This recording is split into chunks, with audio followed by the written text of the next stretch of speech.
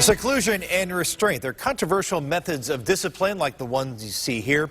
They can leave students traumatized, even injured. The state's supposed to track how often it happens. But when News Channel 5 investigators reviewed Ohio's incident database, we found some serious flaws. Investigator Sarah Buttison, I guess you can say the information was a mess.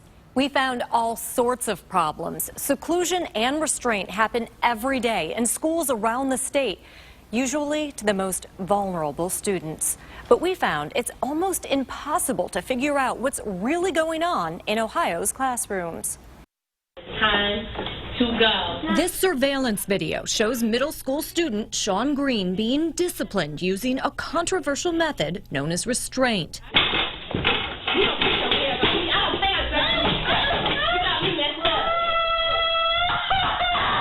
After his teacher grabs him by the throat and knocks him to the ground for refusing to log off a computer, Sean swings a chair at her. She pushes him across the room and up against a wall until two staff members rush in, force him to the floor, and hold him there for several minutes. It was a bar fight. It wasn't a proper restraint of a child acting out. Pick a card out of your hand. Sean's mother, Tammy, says the incident caused him to become withdrawn and fear going to school. Like any 14-year-old, he likes to joke and is often glued to his video games. But Sean is different. Level up. He has autism, suffers from anxiety and other behavioral disorders. He can't process what happened. Sean's just not the same. He never will be, ever. The experts see this as a failure. It's a treatment failure, it's a systems failure, it's a resource failure. Michael Kirkman is the head of Disability Rights Ohio and the father of a child with disabilities. He has fought for years to stop schools from using restraint like what happened to Sean, and the practice of seclusion, where a misbehaving child is locked alone inside a room like this specially built one. They should never be used. But both methods often are on children with disabilities. There's no disciplinary value to this at all. Ohio finally adopted a new rule in 2013. Schools can only use seclusion or restraint when there's a risk of physical harm to the student or others, and have to report every incident to the state so it can spot misuse.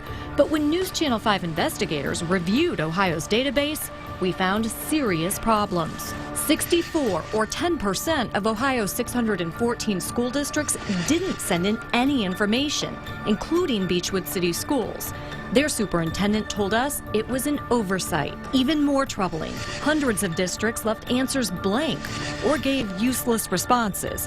When asked if they take a look at students' behavior plans after restraint incidents, Mentor Public Schools answered, "I don't know." It's hard to tell from the data, though, anything that's really meaningful. But Michael says one thing is clear. Too many kids are being secluded and restrained. The rule makes it it should never happen, almost. Districts reported close to 14,000 incidents for the 2013-2014 school year. For weeks, we asked state officials about the reporting problems, but didn't get any answers. My name is Sarah. I'm with News Channel 5. So we went to Columbus to talk to Superintendent Richard Ross, but a staff member literally pushed me away. What are you doing to prevent seclusion and restraint? And finally, the next day, Susan Zake sat down with us. What grade would you give the state when it comes to collecting this data? I would say that we're probably running at about a C in the collection of this data right now, to be honest. She's in charge of gathering the information. Do I know whether or not things were underreported? I don't know that for a fact. Could they have been? Sure. Could they have been overreported in some places and underreported in others?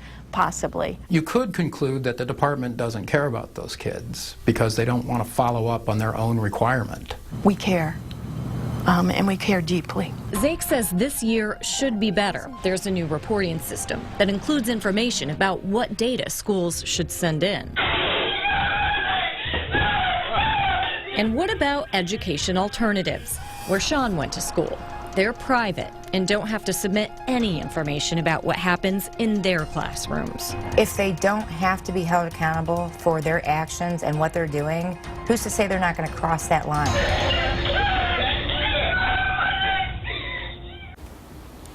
Tammy has filed a lawsuit against Education Alternatives. Its CEO declined to comment for our story because of that lawsuit, but did tell us the teacher in the video you saw no longer works there. On your side, I'm investigator Sarah Buttison, News Channel 5.